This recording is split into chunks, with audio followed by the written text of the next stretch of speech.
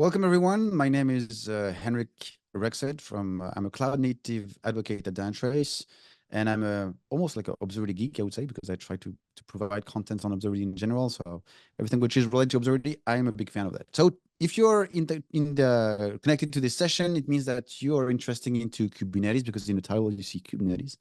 And we're going to talk about how we're going to efficiently autoscale our workload in Kubernetes, and you'll see that it will rely on observability. So without waiting anymore, let's go into content. So what are we going to talk about? Here, let me tell you a story. So the story is about a project.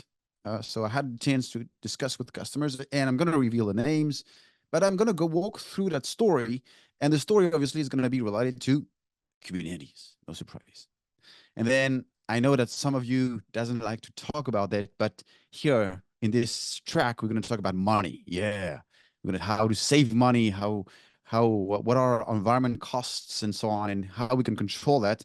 So that's the main purpose of this talk. So obviously, we can have to take another angle to cover more the green IT. So how to optimize and reduce the energy related to the environment. But here we're taking more the cost angle. But at the end, if you optimize the cost, you optimize also the energy perspective. All right, so what we're going to talk about in the next couple of minutes. Well, first, we're going to learn about actually how does our cloud provider charge our cloud environments. And this is very important. And you'll see that if we are running into Kubernetes environment, if we have a not optimized workload, then obviously the cost will be very expensive. So we will try to fish for optimizing those workload. And you will see that sometimes, even if you don't have the best performance out of your settings, maybe introducing autoscaling will make sense. So here we will introduce HPA. If you're not familiar with it, we will configure some HPA, and we'll see that based on the default roles, we won't be able to reach our objectives. So we will have to change and figure out how we can be more optimal when it comes to autoscaling. So once upon a time, the project I'm referring to is basically based on a big brand, and they decided to open another websites, a new brand completely. They were well known on the other side. They had very significant traffic on the first website, but the second one was a fresh new website, fresh new brand, fresh new offering. So they spent a lot of time to build that applications, to test their applications. And at the end, when they released the first version of this website, this retailer portal, the performance was quite okay. And so all the team was very proud. We were very happy about because we are awesome engineers. So we are always happy about that. So the idea at the end of the day, once you do something great, then you can focus on innovations. So adding more features and so on. And again, this is a fresh new website, which means the traffic is obviously much more lower to the other main brand. So in terms of load, it's nothing we can compare. But even if we are great, there is always someone who knocks at the door and then say, hey guys, it's great, but I'm just looking at the bills and the costs and so on, and your environment is okay, it's pretty expensive, so not do the great work that you're doing here, but try to optimize it. So not a major project, but keep in mind that in the next coming month you should try to reduce the cost of your environment. Okay, great. So as a side project, this is how we start. We're going to now try to fish how we were going to optimize the cluster. All right, so the cost of the cluster. Before to optimize the cluster, we have to find what are the areas where we can optimize and be better. Well, so let's take a few steps back and say, okay, so cloud providers, how do they charge our clusters? Well, so the cluster is like an onion. There's a level of different layers. So the first is obviously the cloud provider, because when you deploy Kubernetes into a cloud provider, they manage our master nodes. So they have a fees for the cluster management. And then, of course, if you start to have nodes on different region, which is sometimes not the best thing, but it is still there, you will have some egress communication. So if you have data coming from one data center jumping to another zone, this is going to be charged as well. Then, of course, the cost of the cluster depends on the number of nodes that are running in your cluster, and obviously on the type of nodes. So the type of node depends on the number of CPU you would get, the size of the memory, and if you do any AI or machine learning things, you probably have some GPU, so that will be also an extra angle of on the costs. And then, of course, the storage. So the PVC, the number of PVC that you rely, the size of them, and then if you start to expose, which is obviously the case, your services out of the cluster to have public clients connected to your website, then you will have to allocate IP address, external IP address, and that comes with a cost. So that's the different angles. So in our case, where can we optimize our environment? Well, first, why don't we resize our nodes? And the answer was say no. We took time to build this cluster, to size it properly, and our intentions was, okay, we have a small website and small applications, but this is going to be bigger in the next future. So we don't want to touch the sizing of the nodes as of now, because we know we're going to add more workload. So that's out of the picture. Second angle is, okay, so we rely on data because we have databases and so on. So why don't we resize the persistent volume games? And yeah, after a few discussions with the DBA, say, no way, this is going to grow. So it doesn't make sense to reduce it and then increase it later on. Let's keep it the same size. Okay, great. So the last angle says, okay, we may have to resize our workload. So how do we resize our workload? Well, what is behind this concept of resizing workloads? Well, for those who's not familiar with Kubernetes, small reminder, every time you deploy, so deployments, stateful set, how you deploy it, you have to put some resource allocations. And in your cluster, you may have 1, 2, 3, or X nodes. In total, you have a capacity of CPU and memory. And every time I deploy Kubernetes, the schedule of Kubernetes takes the resources and basically allocate those resources into my cluster, which means if those resource has been allocated, nobody else can use it because I've already allocated for my applications. So the big game of optimizing here will be, okay, let's look at the usage. Here you can see we are about 10% versus what we requested. So here, obviously, if I keep using only 10% of what I've requested, maybe I'm provisioning resources. So maybe I can be more optimal. So the idea we're going to look at the comparison of what we use versus what we requested. And we're going to do the same thing, of course, because in Kubernetes, you can always consume more than we requested in the concepts of limits. So we're also going to pay attention to limits as well. All right. So what is the methodology behind this optimization process? Very simple. So first, we create a baseline. So baseline, obviously, either you have an observability stack in your production environment and you measure that, or because we're going to do some testing and iterate that, we're going to first do a tests on our current settings, get the data, get basically the picture of our current settings and how it behaves in terms of costs and utilizations. And then from there, we're going to, okay, look at the numbers, reconfigure, rerun the simulations, analyze, and so on. So it's going to be iterative process on and on and on and on. So what are the tools that we will require for this? Well, a couple of things. So in my case, because the architecture was mainly microservices approached, I decided to use K6. And the great thing is that K6 has an integration with Dynatrace in my case, because obviously I'm working with Dynatrace.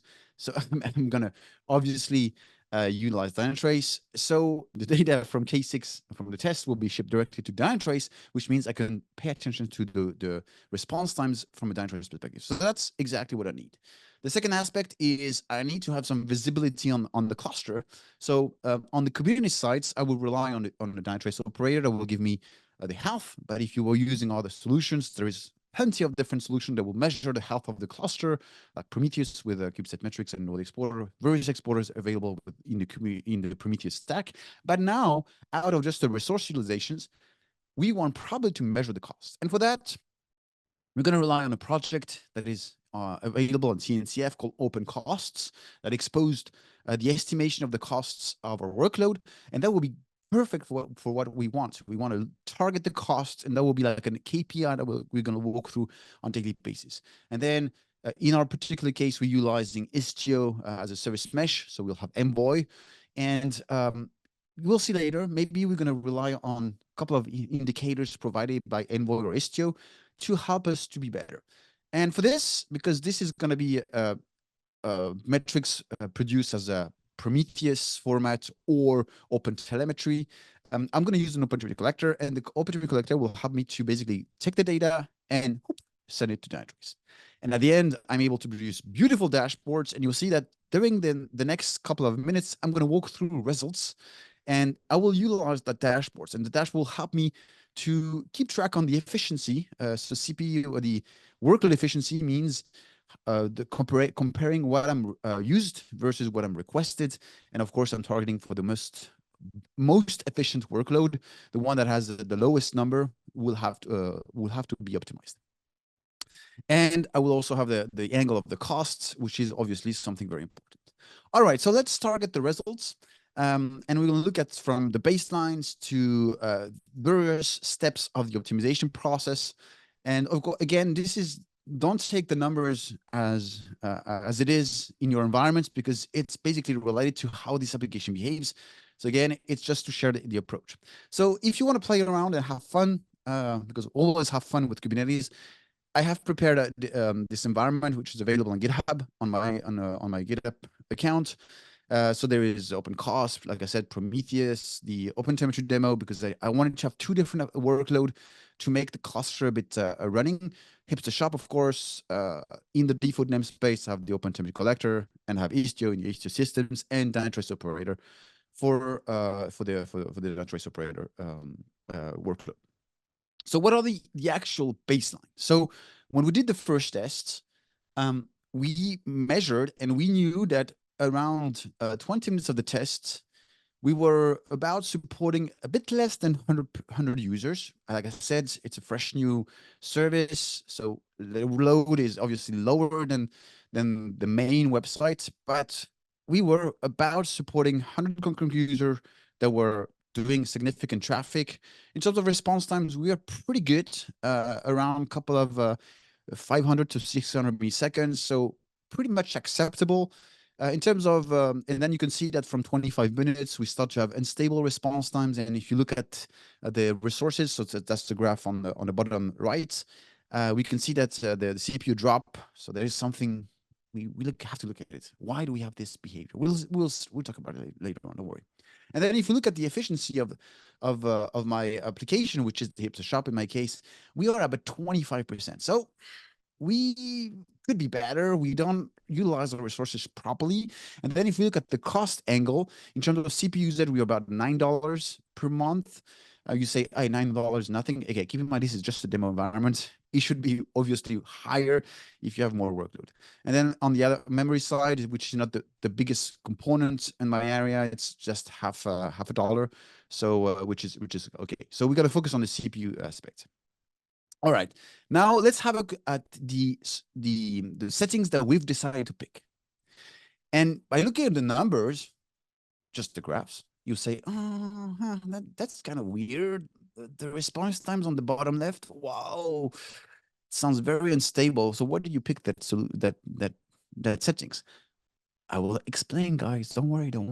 All right. So if you look at the actual load supported, at 50 minutes of the test, we were kind of okay. We were supporting about, I don't see numbers here because it's about 70 users. So we were much more lower than the other. Then in terms of resources, from the moment we are pretty good, we have the same CPU, the usage in terms of in environments, and then everything dropped down. So we have unstable CPU behavior. So why do we have this? I said, I'm going to explain. But now, just look at the numbers. And we look at the costs. We went from $9 to 2.42. Oh, so the FinOps guys will love it. Hey, you did a good job to optimize the environment. Yes, I did. And then if you look at the efficiency, we are 26.8, a bit better, but it could be, obviously we could do something much better. So what do we pick these solutions? All right. So let me explain. Why first did we have this unstable response times when we had our baseline? And then why do we have this also behavior when we optimize our solutions? Well, let me remind the way we allocate resources. We talked about it. When you deploy in Kubernetes, what happens is we go through the scheduler of Kubernetes, and the scheduler look at the resource definitions. It's like Tetris. And then he says, okay, so you're a big workload. Okay, you're a big buddy. I'm going to put you on an available node that takes the CPU or the memory that you've requested. So at the end, putting the right resource request numbers in when you deploy will help Kubernetes to be more efficient. It will place the workload on the most optimal spot, and this is what we're looking for. But what is usually happening is there's two things. Either someone says, I don't know the resource that I need, so don't put anything. And if you don't do, then as a Tetris game, it's going to be kind of boring for Kubernetes. So Kubernetes sees a small shape, all the shapes looks the same. He tries to put it on a spot, and then that shape continuously grows, and then it's not optimizing the way Kubernetes should work. So we are not helping Kubernetes by not setting resources definitions. And then the other thing is, if we are setting those too high, like I said before, we over allocate those resources, and we will never free them until we change our settings. The other aspect is the limits, and this is how we are going to focus. So to remind, if I want to, I can set some requests, but I can still consume more. And the limit is like a contract. So I rent an apartment, and it's like I make a contract with the owner, say you're only able to consume that amount of water per month, that amount of power per month, and so on. And that's the same thing with Kubernetes. So in the memory, you define the maximum. So if you do the write load test, you can figure out the maximum memory. And if you're reaching that limits, you're not authorized to consume more. So Kubernetes will say, hey, you're not authorized, I'm going to kill you. So that's OM kill events. You probably know about it. And then the other aspect is the CPU. CPU here is different from memory. You don't express in bytes. You express it in function timing. What does that mean? Well, it's an heritage from containerized environment. And to share CPU resources, basically, we share CPU cycles. So one CPU cycle is 100 milliseconds. And at the end, when you put 20 in the value of these limits, you will ask Kubernetes and say, am I allowed to consume 20 milliseconds of function timing? So I work 20 milliseconds, I reach my quota, so Kubernetes will stop me. I wait for the next cycle, so which is during 18 milliseconds, I wait. And then the next CPU cycle starts, I can rework 20 milliseconds, and then I will be posed. So this mechanism of working, posing, working, posing, working, posing, like a car, where you're able to go further, it's called CPU throttling. So you can imagine CPU throttling is just impacting so much the applications. And what you saw in the graph where the CPU was going crazy and we had nothing and then something and then nothing and something, and then response time was just falling on the roof, that is because we have CPU throttling. So it means that we've decided to have a lower version. We know how throttling, but to limit the traffic to less, so have a smaller pods and more smaller pods instead of a big pod. So that's what's our approach. So to do that, we're going to scale. So to scale in Kubernetes, there's a great concept called HPA, so horizontal pod autoscaler. It's a default object in Kubernetes. Woo, happy, nothing to install. And then the great thing is you create a rule, and the rule will basically scale automatically your replica of your deployments, your stateful set, whatever it is, based on numbers. So if you configure specific thresholds on a specific numbers, then based on the threshold, boom, it will add, or in the opposite, you will remove. So as of now, if you deploy or you manage stateful set, you have to set a replica number, or you can say, hey, I want to autoscale, so you add an extra replica here. But it's quite kind of a manual approach. And the idea of these Kubernetes HPA is that here you define HPA, and HPA will rely on metrics exposed on the Kubernetes API. And the Kubernetes API, as of now, have two metrics available: CPU usage and memory usage. So at the end, you define a rule on those two indicators. And based on the behavior, the HPA will add or remove pods depending on the value that is being observed.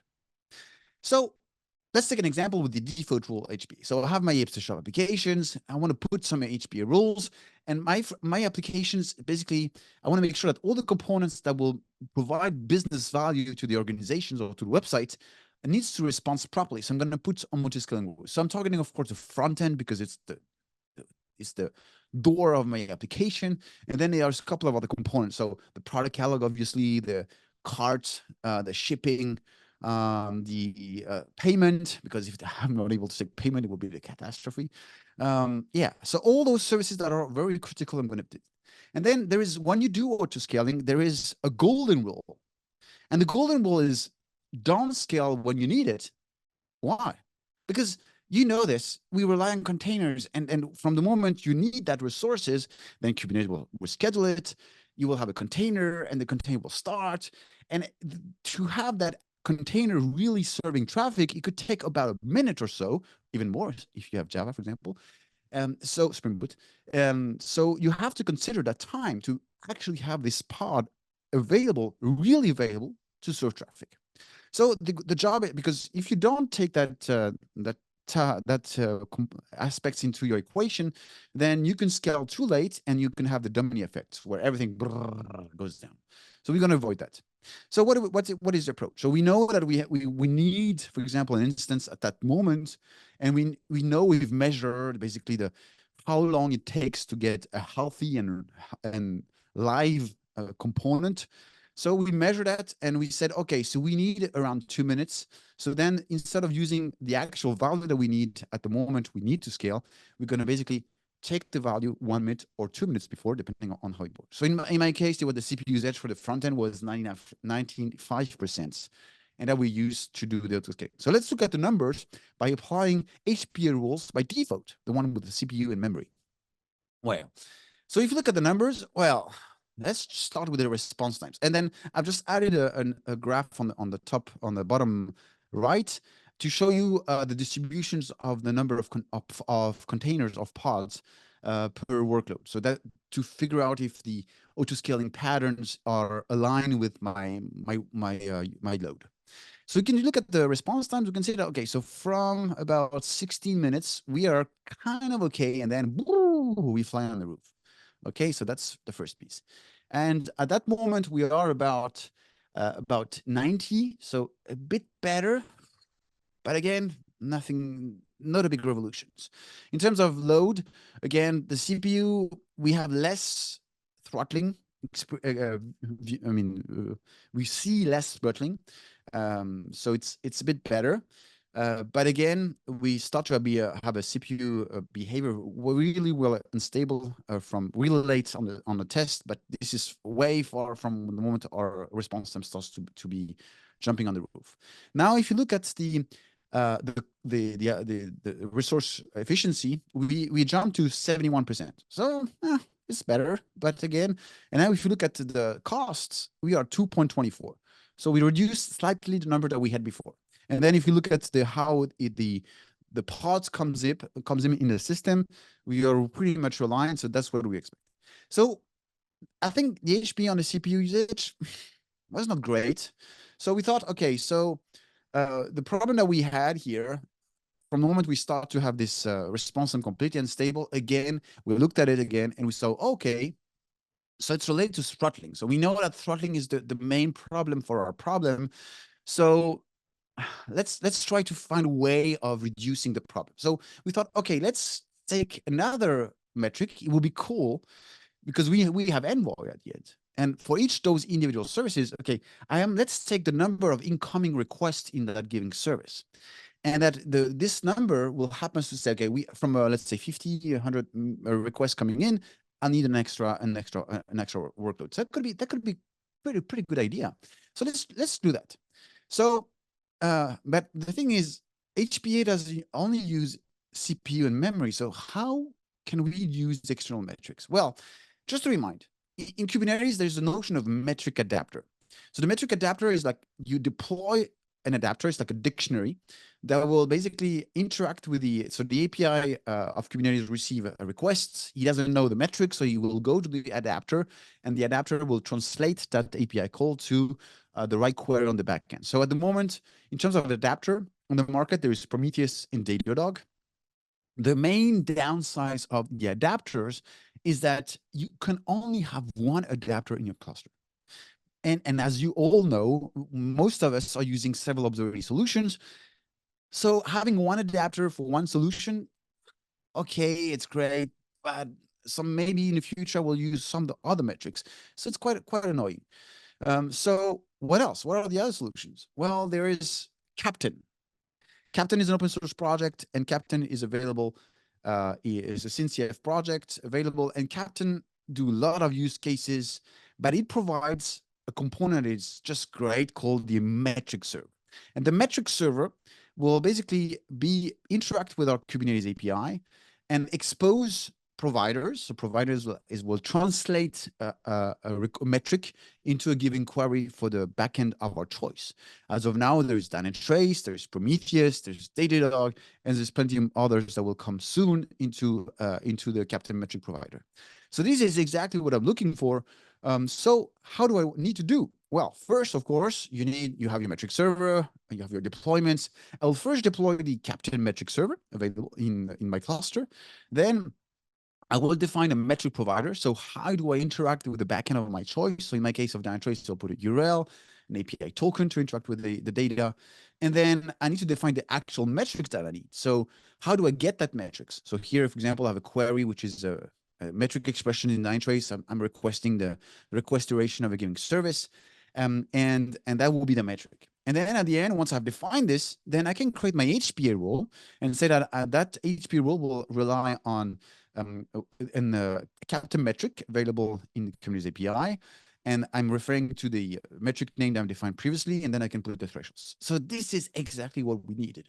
So now let's put the rule on the envoy. We mentioned we're going to be efficient and we trust ourselves. So let's put this. All right, so now look at the numbers. We can say, okay, this is not what I expected. So first thing is at 20 minutes of the test, the response times just exploded. But even at 5 minutes of the test, we started to have quite a weird response. So we are even worse than before. So at the end, we can say that this version support about 60 users, so we were much more lower. And if so look at the CPU is following the load, but the load is not graduated. It goes very from 160 milli core to almost 1.3. So kind of weird. But what's interesting? Two things. So let's look at the numbers, because at the end, we're looking for the cost. We went to 2.2 and 24, if you remember, to 1.6. Oh, the cost is better, but but the behavior is bad. And then if you look at the efficiency, we went to 31%. We lost it. And then we look at the results. Look at it. Why do we have this? Well, I was surprised. So here in the yellow, it's the number of containers that has been added by the HPA rule. And if you look at this, what is happening is that at the beginning, the number of requests was quite stable. So I used the number of connections coming into the envoy. At the beginning of the test, we have a lot of connections, but the problem is that then this service has dependencies. The problem is that the dependency was slowing down. So I had a lot of requests that was queued. And at the end, I started to have, at the beginning, a lot of requests. So I had lots of pod added at the beginning of the test. That's why we have a lot of pods at the beginning. And then because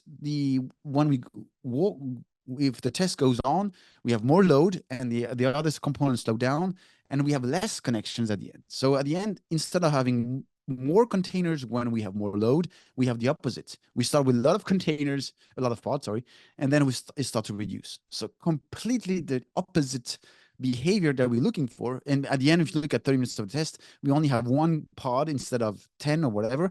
So that's why we had this weird behavior. So how can we be better? Well, since the beginning, we know that CPU throttling is the main problem into our application. So why don't we use CPU throttling in the equation? Yeah, why not? Let's try it. And this is the numbers. And if you look at the numbers, so here we had at 30 minutes of the test, we have a spike in response times. We had a behavior. I replayed. I should have put the new results. I didn't reproduce that behavior, so nothing related. At the end, if you look at the numbers, we have faster response times than the baseline. We're able to take more than 200, so we almost doubled the load on these applications. The CPU is quite aligned with the load, and the number of containers is consistent, makes sense to what we were looking for. And then if you look at the efficiency, well, we jumped at 47%. So it's not 70 or 80%, but we were starting at 20%, if you remember, and we went to 47%, which is much better. And if you look at the cost, we went at 1.61. So we almost divided by 8 the actual cost that we had in our environment. And this is, I'm very glad. So now I'm promoted, so I can take vacations and stop working. So I'm just joking. But as a takeaway, how do we need? First, define resource quotas in your namespace to avoid any workload consuming extra resources. Optimize your resources locations. That's one of the best practices in the Kubernetes industry. And then, of course, when you do autoscaling on CPU and memory, okay, you can do it if you want, but there are so many metrics that are available in your observability backends. There is so many things that you can achieve with observability. So don't use the default metrics. Extend your Kubernetes metrics API by using Captain if you want. Kata, do the same, and you will have more efficient autoscaling rules. So that's a golden rule that I will share with you. And on the last piece is the costs, or it could be the energy, whatever you prefer. But reporting the cost or reporting the energy consumptions on daily basis from day one, you build your applications, and then use that KPI to optimize your environments is going to be very helpful, because at the end, it's another way of thinking your optimization process. So that is it for now. And just a small teaser, I have this YouTube channel called Is It Observable, where there is plenty of tutorials, plenty of different contents about different solutions, and OpenCost is one of them, by the way. So check it out. It's out there. And to produce better content, I need your feedback. So look at it. And if you don't like it, just send me a comment. Say, hey, I don't like it. If you like it, or you can also send a comment as well. All right. Thanks for watching. And if there's any questions, I will be delighted to answer them.